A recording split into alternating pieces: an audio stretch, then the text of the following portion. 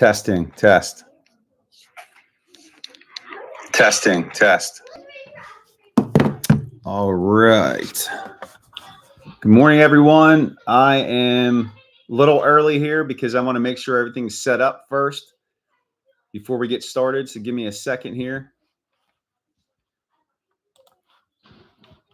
And let's see how smooth I could be today. Window.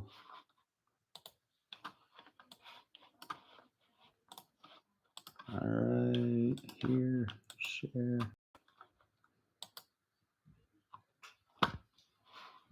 All right, that looks good. All right, so we're just going to wait till 10 and then we will get started. Happy Sunday to everyone out there.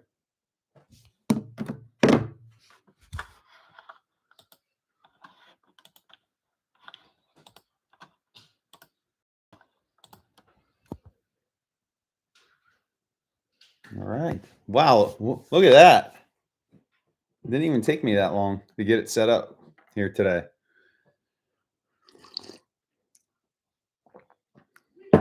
Get some coffee. Sun shining. Life is good. Bitcoin hit a new all-time high. We're going to talk about that here. Mark this out. It's our new all-time high on Bitcoin. All-time high. All right, 125, 784.20. Woohoo!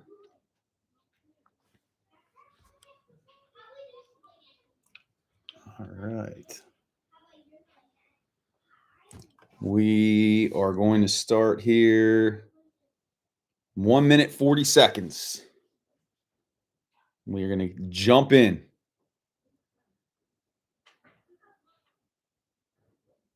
I'm proud of myself today.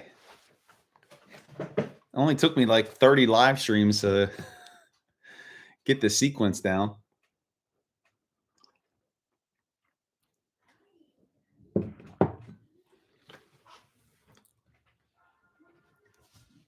right, we got about 1 minute and 10 seconds. Let's see what Ethereum is doing. All right, a little bit of selling coming in there. XRP, Cardano.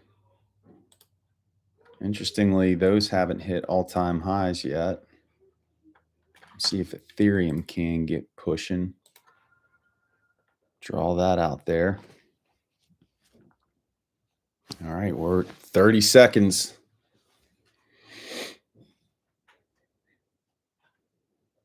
Just waiting for that to flip to 10.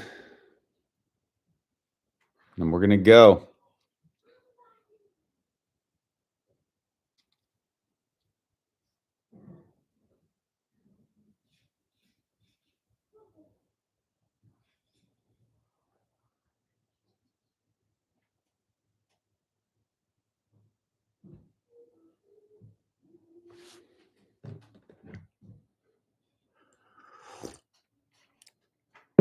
All right, there we go. 10 a.m. It is time for a live stream to prep you for a brand new week in the markets, October 6th through, what is that, 6, 7, 8, 9, 10, the 10th. And it is going to be another fun week in the markets. We are currently in a government shutdown. So that means that all data currently is on hold. And who knows when that shutdown is going to end, but the market really does not care as we continue to push up and hit new all-time highs. And before we get into the charts, just want to take a look here at the data that's coming this week. We don't have anything on Monday. We do have some bill auctions. We have some Fed speakers on Tuesday. Really, we have a lot. We have 1, 2, 3, 4, 5 Fed speakers. But not really any data that's going to move the markets. And we come over here to Wednesday, we have more Fed speakers, and then we're going to get the Federal Reserve meeting minutes, and that's going to come out at 2 p.m. and then we're going to get a few more Fed speakers there. So we'll probably get a little movement off of the Fed speakers. And then Papa P, Jerome Powell, the Fed chair himself, is speaking at 8:30. I will not be live streaming that talk. He's probably just given remarks at some event, but that's going to be at 8:30. We will get initial jobless claims. We should. Who knows? With the shutdown, we may not. And nothing else there on Thursday. And then on Friday, we are going to get the preliminary Michigan consumer sentiment, which will give a little bit of movement in the market. And really, we kick off a whole new round of earnings this week, starting on Thursday. Pepsi is going to report, Delta Airlines, I'll be watching those two, and Applied Digital Corporation, APLD, which has been a big mover here recently. I'll be watching that one as well. Also be keeping an eye on Levi's a little bit, but how beautiful is it that we get a brand new round of earnings? I love earnings season, so this will be fun. And then the week after, we're really going to get into it because you're going to have the big boys start to report with those big banks. And so that should be a lot of fun. But I started the live stream before we started talking to just point out that Bitcoin hit a brand new all-time high last night while we were all fast asleep here on the East Coast. You can see that it hit $125,784.21. You did have sellers step in there, but this thing looks locked and loaded and ready to launch. Unless we get something crazy that happens here, I would not be surprised to see Bitcoin push up to the 130s. And so that's exciting to see. And just keep an eye on all things crypto related, the crypto stocks. So your Coinbase, Hood should get a pump from this, especially if we keep pushing into Sunday night into Monday morning. Mara Digital Holdings probably will get a little bit of a push out of this. MSTR, Strategy, Michael Saylor's company, and BMNR. They're using that company as Strategy does is an Ethereum holding, so we should get a pump there. So just keep an eye on crypto because we're seeing some strength coming in here over the weekend, and it should set up to be a fun one. But let's just jump in here to the broader markets. So we made new all-time highs here on Friday. And what's interesting is anytime that we've popped down below that 10-day exponential moving average on the daily, what has happened is we pushed up and made new all-time highs. And there was a little fear that came into the markets on the 25th of September. Everybody thought, including myself, hey, here comes the correction. But the bull said not today. And you could see we just followed that pattern. We continued up. We made new all-time highs. And we did get a little bit of selling on Friday when the SPX hit 67.50. And we'll see what's going to happen here on Monday. We know that we are in desperate need of a pullback, but these bulls are so resilient and strong. Who knows if we're going to get one? We have not had a 5% pullback on the SPX since April. So that is just insane to think about it. And it's not a matter of if, it's a matter of when it's going to happen. And so we just have to be ready for that. When we take a look at the Qs, just coming over here, continuing to look at the broader markets, same kind of concept, drop down below that 10. We closed slightly above it and then pushed up, made new all-time highs. There was a little bit more selling here on the Qs. Let's see if we want to come down and test this volume node here and then get a bounce. We aren't overbought at this point. So let's keep an eye on to see what's going to happen here. If we go over to the Dow Jones Industrial, we did have this rising wedge pattern that it did break down out of there, but it immediately got bought back up. New all-time high on Friday. Big volume spike. This is interesting here. And you can see the last time we had a volume spike like this here, we did have a little bit of a retracement, push back up, nearly tested that high before dropping again and then starting a push up. So let's see if we get something similar to that, but we did not break down out of that rising wedge pattern on the DIA. Heading over to IWM, similar type of concept here. Rising wedge broke down out of the pattern, but then it got bought up.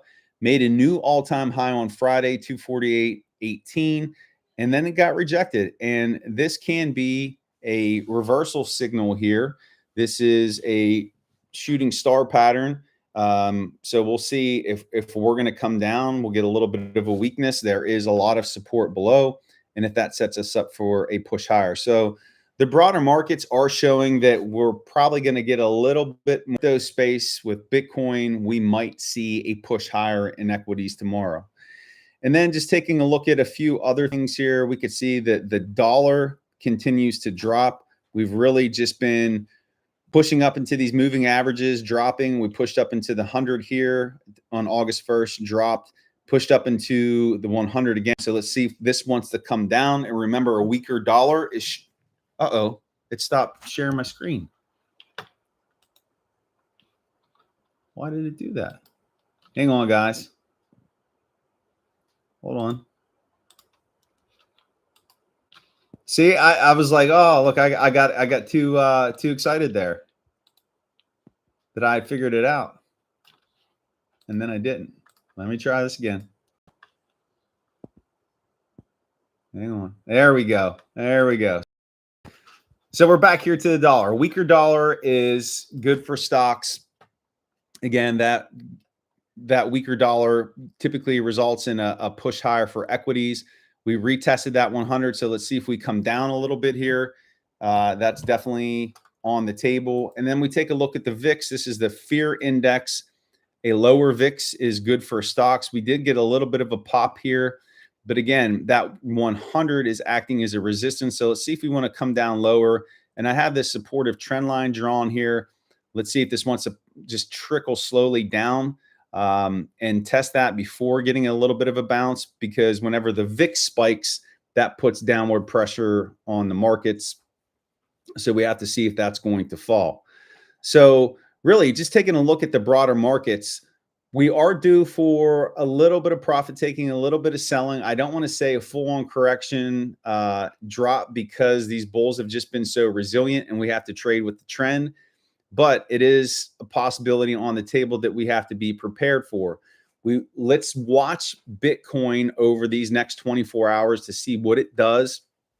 And if it continues to push and pop and run higher, then that sentiment indicates risk on, and we could see corresponding push higher in equity. So we want to keep an eye on that. So that's just a look at the overall broader markets. And go ahead, if you have tickers that you want me to look at, you could throw those in the chat, but I'm just going to start by going through the MAG 8 here, and we'll go from there. Got a little sip of coffee, and I'm going to start with the two tickers that I really like here that I'm going to be watching for some day trades. So last week I set up a swing trade on Amazon that I did close out just because I liked it clustering down here on that 100. Did close that out on this move that we had on Thursday, not for a massive win, but for a decent win I'm happy with. But we did get some more selling that came in here on Friday. You do see a lot of support here on the VRVP. And what I would really like to see is if this thing could drop down to the 200, even poke its head below it, then that's where I would start looking for some day trades, because Amazon is not at its all-time highs. It hasn't made an all-time high since February. All of your other MAG 8 stocks have done that. So the reason I like this is because there's potential here. There's room to the upside. There's good risk to reward versus some of these companies that have already ran fast and furious. And Meta is another one. So Meta had this nice big old gap here off of earnings where it got up to 785 and it even pushed up to 795. Hasn't hit 100 yet, but then it's come down pretty significantly and it's sticking right there to the 100. It actually got close to filling the gap. It looks like it may have even done that. Let's just check that real fast. I think we're just a few pennies away. Yeah, so we haven't filled that gap yet. So I'm watching for that to happen. And we do have a double top pattern that has been formed here, and we actually have closed below that neckline. So let's see if it wants to come lower down here to this 200. And if it did, then I would be a buyer here long.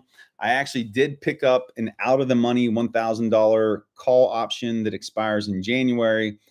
I published a video earlier this week saying that I do think Meta can hit 1,000 before the end of the year. That was a call that I had back at the end of last year. And so again, these laggards, and really Meta's not a laggard because it did hit a new all-time high, but right now it's just not showing the strength that other tickers are. So there could be some upside opportunity here that I will be watching for. Netflix continues to drop because we have Elon Musk pointing out some of the questionable content on the Netflix platform, and he's calling on people on X, his followers, to cancel their subscriptions, and we've seen some of that happen. So that's contributing a little bit to this weakness here. We do have earnings coming up on the 21st of August. What I'm looking for is a continued drop, and if we can get it down here to the 200 or even a little bit lower, I would like to buy some out of the money calls for a pop higher over time. Netflix isn't going to stay down here. This is just some short-term weakness. Maybe even sell some puts as it comes down to capture some premium. But Netflix, even though it is showing some weakness, I do like it. Being a little slow here. All right, and it kicked my I don't know why it keeps doing that. Hang on. Let me share this again. Bear with me, guys. I don't know why it's doing that. Let me share this again. All right, there we are. So here's NVIDIA. We had this resistance area up here, 184, where it just kept hitting its head off of 1, 2, 3, 4, 5, 6. You get 7. You can see how many times it hit its head off of that resistance, but it finally broke through here on Tuesday of last week, pushed up. We do have this little bit of a trend line that's been established. So I want to see if it wants to come down and retest that 184 mark before it starts to grind higher. So there could be some opportunities here on NVIDIA. I don't think that this thing is done. Interestingly enough, we do have a little bit of divergence as this is going higher. You can see the volume dropping, but the RSI is showing some momentum here. So I'm interested to see how NVIDIA plays out here in the next few weeks. This is typically not a strong time for semiconductors, but everything is flying up right now. Google, after hitting that all-time high, getting a little bit of a pullback here. We are seeing some just bearishness across the board. We're seeing declining volume, the price come down, the momentum drop a little bit. So it could be time for Google to cool off. It filled its gap here from September 12th. There is a gap down here at 212.43 dating back to September 2nd. I don't know if it's going to come back there. If it would, and they would cool Google off, that's going to open the door for your Metas, for your Amazon. So just keep an eye on Google. Again, there's a lot of rotation that happens with these Mag 7 stocks, but Google has been up there in rarefied air for some time. Apple, after this golden cross, man, this thing has just been pushing, and it looks like it is building pressure for a move higher. And we haven't hit that all-time high yet up there at 259.73, but I fully expect it to take that out this week and crush higher. It's just, and the funny thing too on Apple, everybody was saying when it was down here, just kind of moving sideways, that, oh, Apple's a dead stock, it's not going to do anything. And then what did it do? It pushed up. So the same concept is going to apply to Amazon and Meta.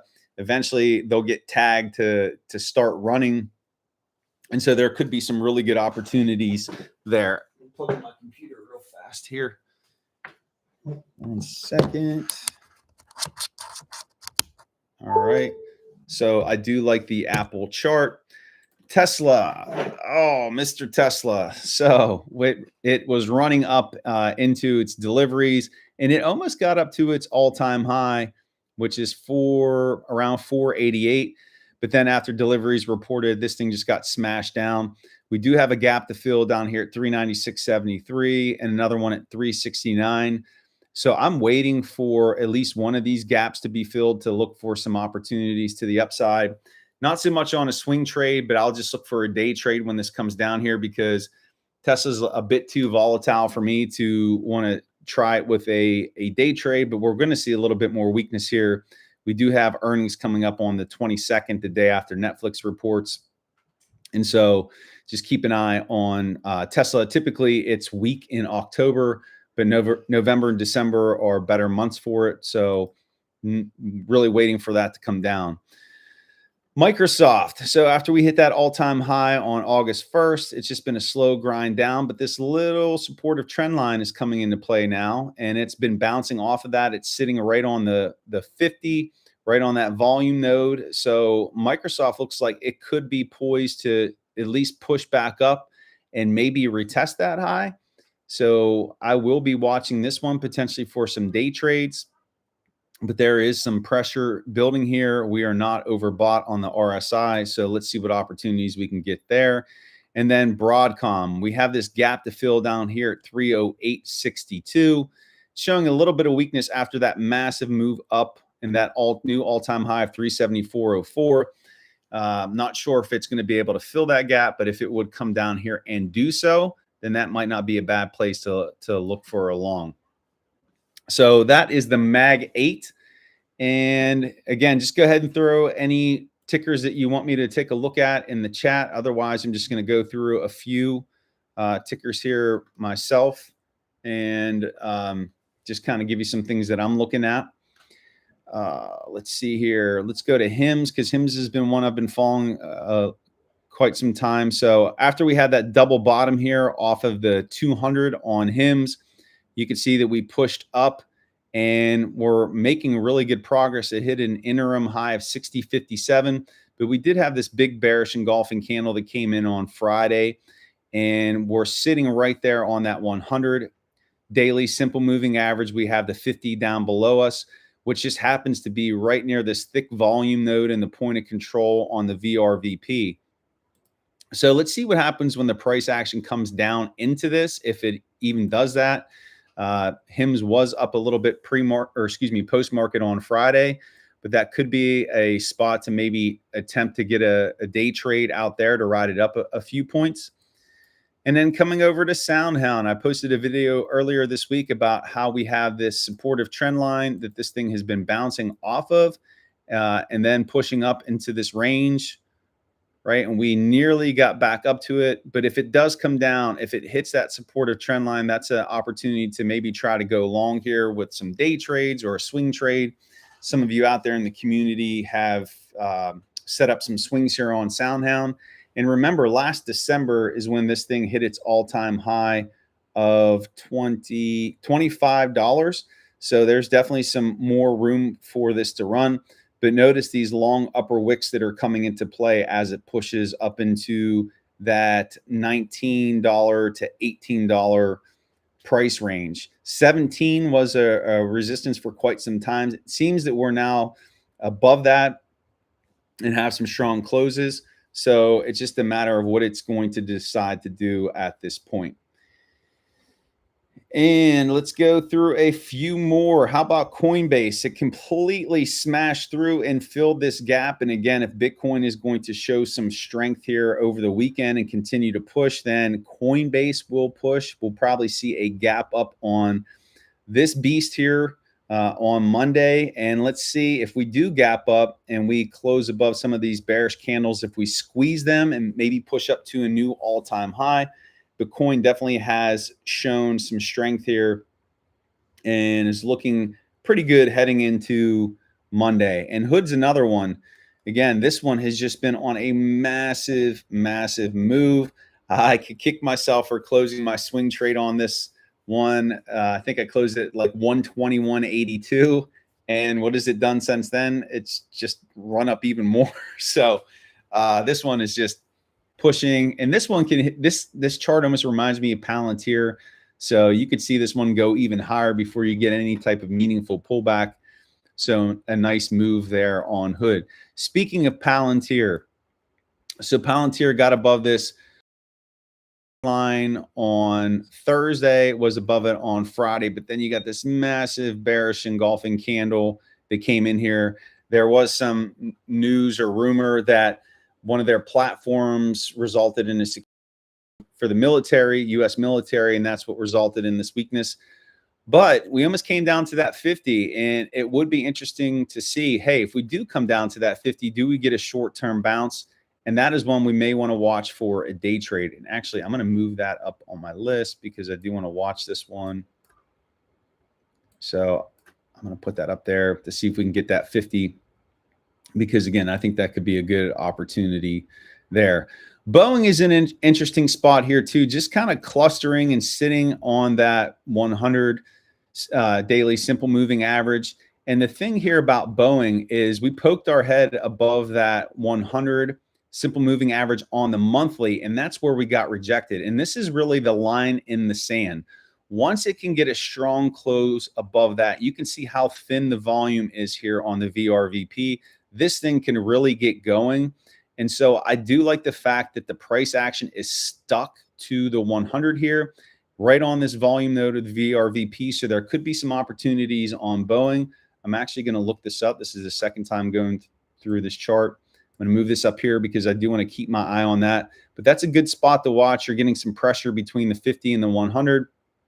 But there could be a potential move to the upside there on Boeing. So definitely keeping an eye on that one. Let's go through a few more. CRCL. Last week, I talked about how this double bottom was forming. We had a lower low followed by a higher low. We broke above the neckline here on Thursday, retraced a bit on Friday, but again, with the strength coming in on Bitcoin this weekend, we could see this thing push up, and we would want to watch this 182.87 area as a resistance here on the VRVP. The point of control is here at 186.86, and it's had like a $20 move on Thursday, so this one could provide some good upside as well. So going to keep an eye on that. APLD. So we do have this megaphone pattern that's playing out here where making higher highs, lower lows, and we broke out above that megaphone. We came down and we retested it. So it could be setting up for a push higher out of here. I know that we are currently overbought, but we do have earnings coming up on Thursday. So this will be a really interesting earnings report to watch on APLD to see if it just wants to blast higher and make one of those crazy moves like we've been seeing across the markets. The trade desk, this is one that I've been talking about for a while. I do have a long-term active swing trade position here. You do have this massive double bottom that is forming, right? We could see it here. This has a lot of work to do before it's really going to start to move. And what I'm watching for that first point of resistance is $54 right up there at that point of control. And more than likely what's going to happen, we're going to push up into that. And then there's where we will get rejected. We'll probably come back down into that $49 mark, even 47. And then from there, chop a little bit and then start to push. So the trade desk will eventually rebound and recover. It's just going to take some time for this one. So you have to be patient if you're in it. And, you know, we'll wait and see. But you can see how thin this volume is here too, between 57 and 67. So if it can get above here, it should push through that pretty quickly. So keep an eye on trade desk. Again, have an active swing trade on that one. Target, want to give a shout out to Scott on this one for sharing this chart. Look how much Target has just dropped since, what was this, 2021 to where we are now. That's a 67.89% decrease, $181. And you'd have to think that, hey, maybe the bottom is in on this one. So it's worth it to me to take a flyer on this one because you do have a little bit of a double bottom pattern. Yes, it is a higher low, lower low, which I don't necessarily love, but you know, it may be worth a shot. Give me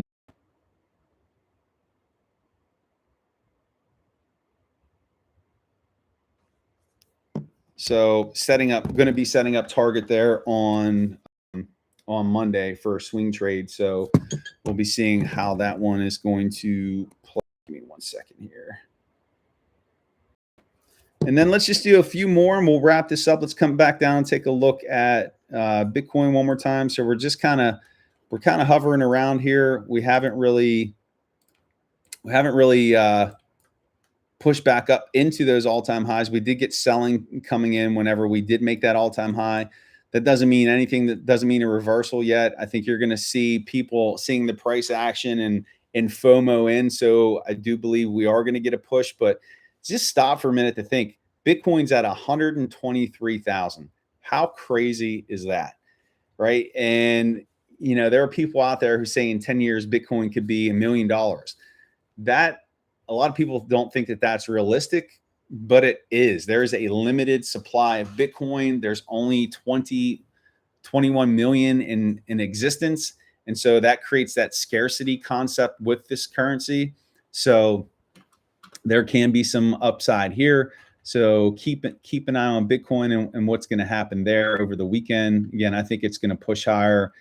Would not be surprised whatsoever to see 130,000 on the table by the end of the week. And let me see if there's anything else that I want to take a look at before we hop off here. Let's just take one quick look at Mr. Roku, and then we'll close it up here. So Roku, I talked about how it's going to have to get above this 108 with strong close to really push, and how that's been that resistance where it just keeps getting rejected. We are back up in that box, and let's see what happens here if we want to retest back down into the 10, and if it keeps testing. And watch that earnings report that's coming. The date is estimated for October 9th. If it has a good report and if it gets above that 108, this thing can run. It has room. There's an unfilled gap from February 17th, 2022 at $142.99. So we could see a pretty strong move coming here for Roku. So there we go. There's a look at the market to preview for next week, what we're looking at. Again, we probably will see a little bit of a dip, a little bit of a retracement, but it's all going to depend on what happens with Bitcoin. If people get into a frenzy, if people are buying it up, that will trickle over into stocks. So we can continue to see a push higher. So it should be another fun one. In terms of data, not a lot of data out there, plus the government shut down, so that information can't be released. Next week, we're supposed to get the CPI and PPI report, but if the government shut down, we're not going to get that either. So again, we got to continue to trade with the trend, not try to call the tops. Eventually, we will get a market correction. Who knows when? I've already started mapping out the price action for what I see as a possibility in 2026. I'm going to start working on my market preview for next year because it's October, man. We're here for the final 3 months of the year, but I just want to take a minute to say thank you to everybody joining me here for the live stream, for helping me get to 1,000 subscribers. That means a lot to me because I put a lot into this channel. I love doing this. I love trading, and I love talking about it and sharing it with all of you. So appreciate you guys. A lot of content coming later this week, and make it a great day and honor the moment. Have a great one.